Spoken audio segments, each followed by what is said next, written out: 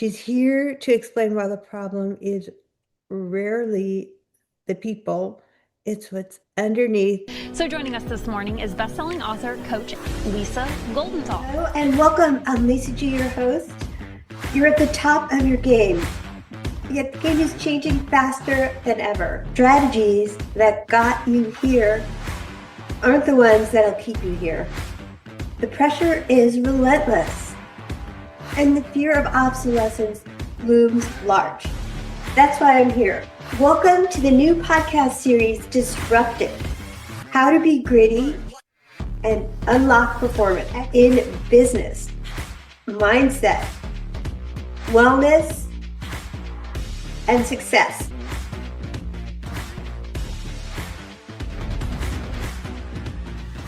My guest spent 20 years in media leadership, including as a senior executive at a billion-dollar media company, and now helps CEOs get out of reaction mode for good. Stacey Kauffman, founder of SK Collective, welcome to the show. Thank you so much for having me. It's a pleasure. I think we're so aligned on some of these topics, so I was really excited to jump in. So why don't we start with your story? Stacey, you spent 20 years inside a billion-dollar media company. What made you leave and build SK Collective? Yeah. So probably like many of us, I kind of fell into becoming an entrepreneur. And so spent many years in the media business. And the last few, like many industries, was very challenging. And I found myself really struggling to be the leader that I wanted to be because there was so much reactivity and blocking and tackling. And I wanted to be available and accessible to my team. And I was burning out, and as many are, and even today it's in 2026, and we still see that burnout stats are continuing to be at all-time highs. They haven't gone down since the pandemic. And so I was facing those challenges myself, right? Like knowing that I wasn't really who I wanted to be as a leader with everything that I was carrying, coming home to my two daughters, not having a lot left for them. Like that wasn't the life that I wanted. And at the same time, because in media, I had spent 20 years advising other companies on how to grow and their growth and marketing strategies, I got to know a little bit about a lot of different businesses and industries. And what I found when I was having peer level conversations was they were struggling with the same things I was. They were struggling with capacity. They were struggling with people. They were struggling with, not being who they wanted to be as leaders. They were struggling with disruption and tech and staying ahead and all these things. And so I thought, for me, I had accomplished everything I wanted to in that industry. And it felt like a natural progression for me to make the leap, a scary leap nonetheless, but make the leap from executive to entrepreneur and be intentional about creating a business that would fill the gap that these leaders, founders, whether you're startup, scale up, or reinvention, leaders are facing, which is finding capacity for the very important, not urgent strategic work that moves the business forward instead of just living in the reactivity of the day-to-day. Well, that's exactly why I wanted to have you on this new series we're doing, Disrupted. And thanks for being vulnerable and sharing your story. It's rarely the people really is intriguing too. What's underneath for every CEO listening who may be sure it's the people? Make your case, Stacey. Absolutely. So by the way, I was there. So I remember very vividly thinking, gosh, I am working so hard. Like I cannot possibly fit more into the day. Why isn't my team stepping up? Why isn't the strategy getting executed? Right. And so we fall into two buckets, and sometimes we're back and forth, right? Of, is it me? Like, am I the problem, or is it my people? Did my people get me from A to B and they can't get me from B to C? And then you start questioning, do they really care? It's a really like unhealthy space to be in, because at that point, our brains are not regulated. We are in survival mode. We are just trying to make it through the day, right? Through the day, through the month, through the quarter. And if we could zoom out and slow down to speed up, we would realize that those are the superficial problems that bubble up. Those are the ones that we're blocking and tackling, and they keep repeating because we're not solving the foundation or the root issue. And so as an example, I worked with an executive team. A COO had called me and was struggling that her leadership team wasn't the level that she thought they needed to be. Again, I've been there.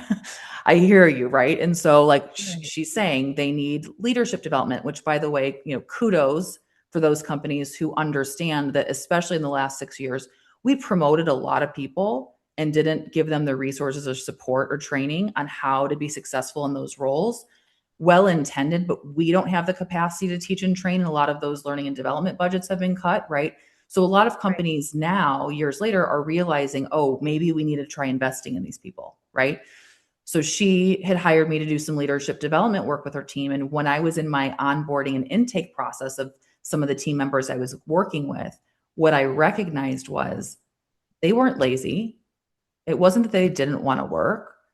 They didn't feel empowered. They weren't clear on how far they could take the ball before they needed to raise their hand or pass it off.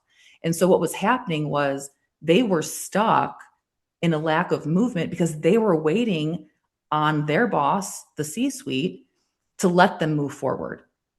And really, I see that as a responsibility of whoever is the senior, right? So in this case, the COO, what I shared was, hey, listen, yes, we can develop them. Absolutely. But I want to actually share with you, you don't have a work ethic problem. You don't have a desire problem. You have a clarity of communication problem. And so the first thing we did before we went to any of the people stuff was realize we had an organization that pre-pandemic was hierarchical, as many were, right? Then in the pandemic, and since then, there's been a lot of downsizing. So what that creates is a matrixed organization where who's on first and what's on second, because there's so much cross-department collaboration, right? And then you could feel like you're in office space reporting to the Bobs. Like, who's my actual boss right now, right? Because there's just so much blocking and tackling, but it's not just coming from above you, it's coming from all angles. And so what happened was we took 90 minutes and did a training with the team of resetting expectations, of clarity around the organizational mission and goals, how that drilled down to each team and individual. So there was clarity of expectation around roles and goals and ownership. And immediately the next week, I had an email from that COO saying, I can't believe how quickly this has created capacity for us, because these guys were now stepping up and they were happy to run with the ball. They wanted to, they didn't know it was safe to, they didn't know where they could and where they couldn't. And so often we misdiagnose a people problem of my team isn't stepping up, when we don't recognize that maybe we haven't been clear enough on setting or resetting the expectations as the business has evolved that set them up for success to be able to take initiative and be able to run with the ball. I couldn't agree with you more on clarity and ownership, creating that engagement and taking the load off of the actual leader. So I love everything you're saying so far. What is the most expensive people problem you've seen? And did it ever turn out to be something else? Oh, it's always something else. So I would say 95% of the time, what a client thinks they're hiring me for and the work I do are not the same. Because usually they're coming to me for the superficial thing that keeps bubbling up. It's annoying. It's frustrated. It's frustrating. Why am I dealing with this? Why is this coming to me? That is not a capacity problem. That is a systems problem or a structure problem, right? And so that's where the misdiagnosis happens, because well-intended, these leaders are blocking and tackling an open door and trying to give the quick answer to get the person on to the next, right? But by doing that, we keep solving the same problem over and over, or a different version of it, because it's not the root issue. And so getting down to what is the actual root cause, because if we could slow down and zoom out, what we would find is if we solve the right problem that is a root issue, it will naturally solve like a dozen other problems that we don't even realize are connected to it.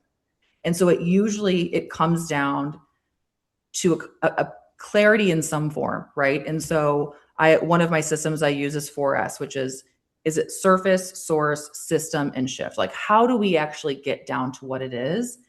And most of the time, again, it is a surface issue that comes in. Then we're identifying the source of where this is coming from. Then we implement the system. What is the foundational issue which could be, as in my previous example, it could be decision clarity. It could Right. be communication style. It could be that we've miscast someone, which we've seen a lot, right? And then how do we shift and move forward? So one of the examples is with a lot of downsizing. So one of my clients had a really challenging situation with an employee who had previously been really high performing, but was struggling in their role. And when you have a high performing employee, right, and then the quality diminishes or the output diminishes, there's a lot of things that go through our head. If we're reacting and we're scarcity, we're thinking, oh, they could get me from A to B. They can't get me from B to C, or they're disengaged. It's very easy to push it off on something else instead of looking internally.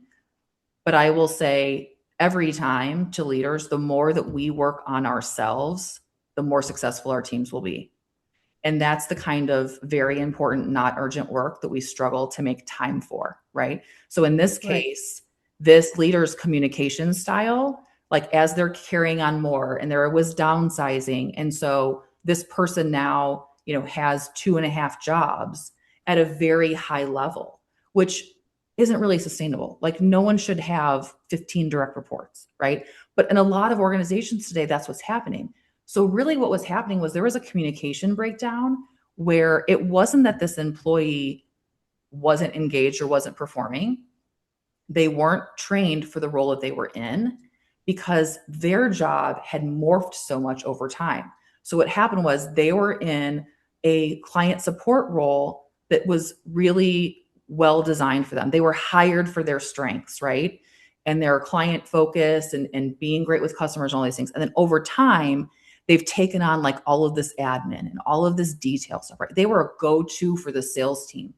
And suddenly now they're not keeping up. Well, what's the source of that? We've given this person too much work, like it's not sustainable, right?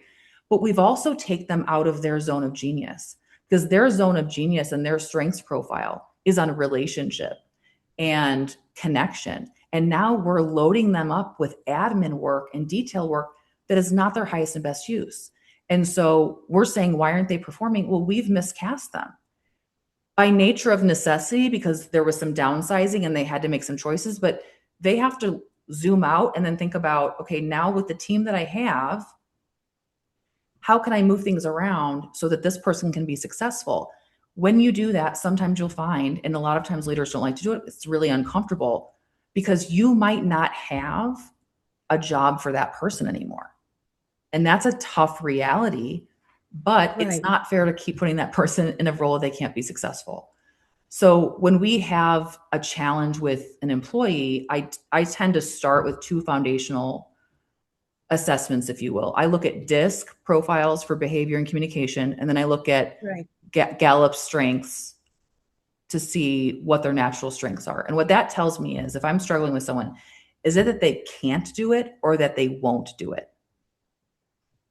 In this case, this was a strengths profile issue. This is not a high-level executor that we have now put into a high executing role. So can I move and make some shifts elsewhere in the organization so I can get the impact out of that person? Or do I have to make a different shift because maybe I don't have the capacity for that anymore? That's the type of discernment that we as leaders don't have enough time right now to be making decisions on. But that is our highest and best use as leaders. That's what we're needed for. That's what AI can't replace. Discernment, asking the right questions, right? Giving the right guidance and looking holistically at the organization and saying from a resource perspective, what is the best thing for me to do for the company and the people in it? And can I make it work? And I'm do everything I can to make it work. But if I can't, then I need to be honest with myself and with that person about what the job has evolved to and whether or not there's somewhere else in the organization for them that they can be successful, or maybe that season of this role has ended. Well, thank you, Stacey, for walking us through the hard truth of where CEOs can actually get stuck and your system of surface, source, and system change and shift Is there any more on that you want to dive deeper into as far as like where do CEOs get stuck? Mm-hmm. And I think, beyond, yeah, I was just going to say beyond, it's such a good point you made about more responsibility because of downsizing. yeah, I think CEOs, again, at all levels are stuck right now in just the pace of the business, and it's all well intended, right? But the biggest opportunity I see is taking the time out to look strategically at the business and what it needs today. And that's why even I work with a lot of mature organizations that are facing reinvention, much as we did in media, right?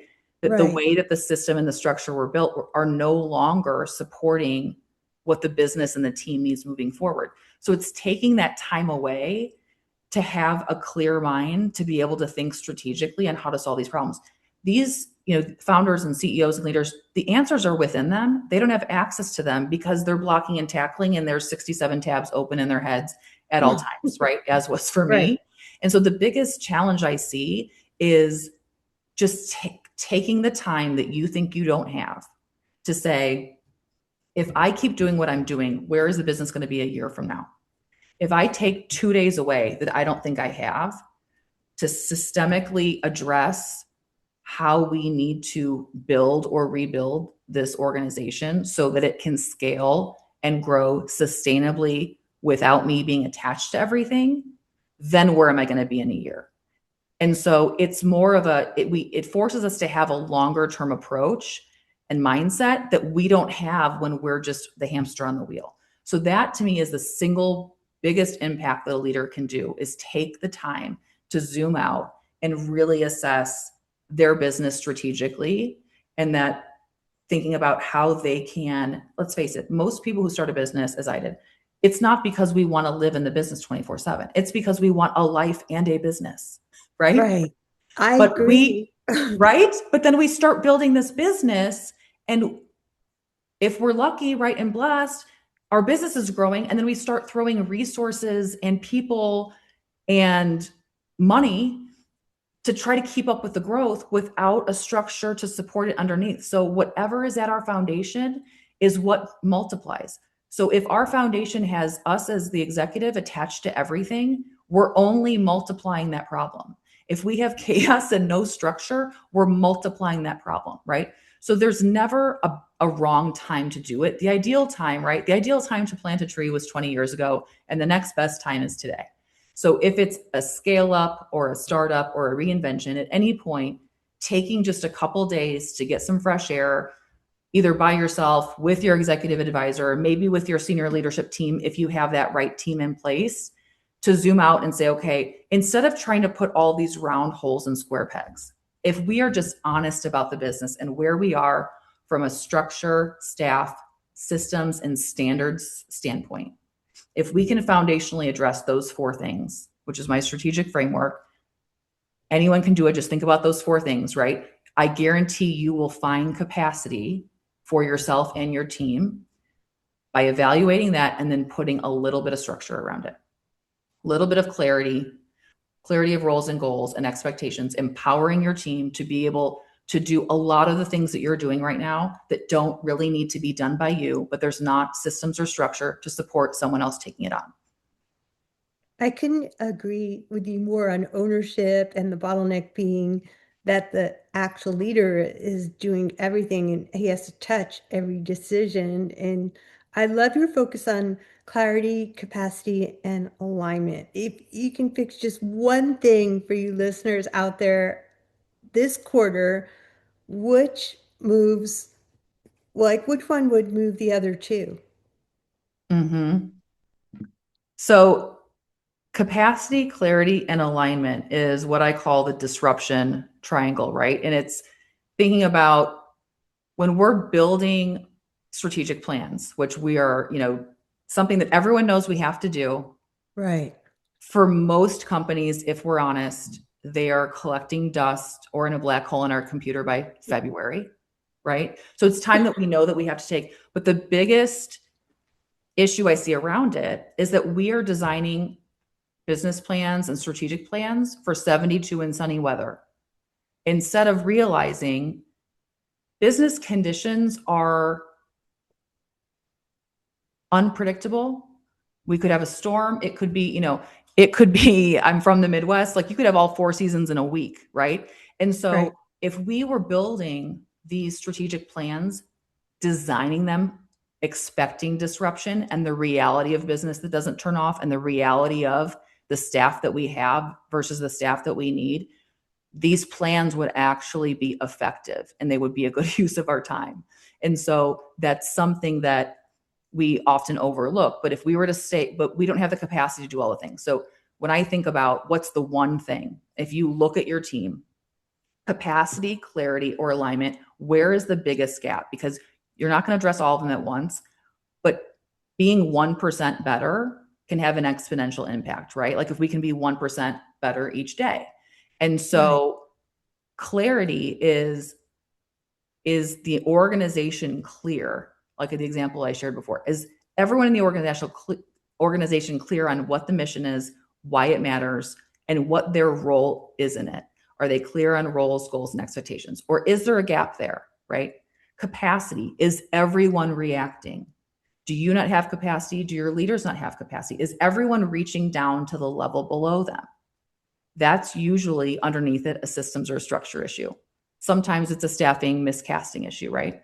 Or is it alignment? Like, do we not have alignment of buy-in with our staff? Meaning, are we realistic? Have we really looked at who we have? And one of the biggest hard truths, alignment a lot of times, is how many 6s are in my organization today? Because to me, 6s are the most dangerous. I was talking with a friend about this a couple of weeks ago because they're not really on the radar. You probably have bigger people problems, right? Like there's the obvious ones that we have to address, right? And so they're just good enough to keep getting by, but they are holding you and the organization back, and they're creating disengagement and a lack of trust with your highest achieving high performers that want accountability because they actually care and because they are driven.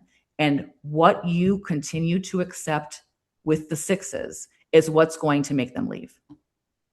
I love your honesty about there's nobody who wants 6s if you want to scale a business and succeed in today's disruptive environment. And I could have this conversation with you all day, but it actually is a short podcast. So last question. What is the first decision a CEO should stop making starting Monday?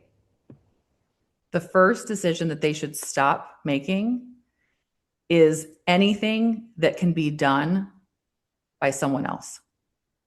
So if you just look at all of the things, in a really quick way to do this, if you want to, if you're too close to it, throw screenshots of your last 4 weeks and your email into chat or Claude, whatever you use. Tell it what your job description is, what your role is in the company. Ask it to audit your calendar and identify what's the number one thing that you can stop doing. That's a great way of leveraging AI.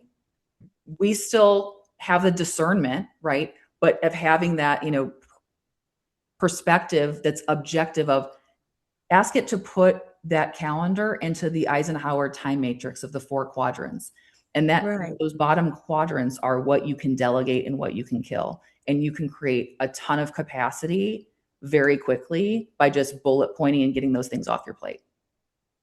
Mic drop moment right there. I love that, using Claude and chat for good, because they can be bossy, but in a good way. So where can people find you, Stacey Kauffman? The easiest way is my website, which is staceykaufman.com. I'm also love connecting with folks on LinkedIn, and it's just my name on LinkedIn. So please feel free to connect and reach out and let me know that you heard me here with Lisa, and would love to connect. Well, thanks for being a great guest on WholeCEO. Thanks for having me.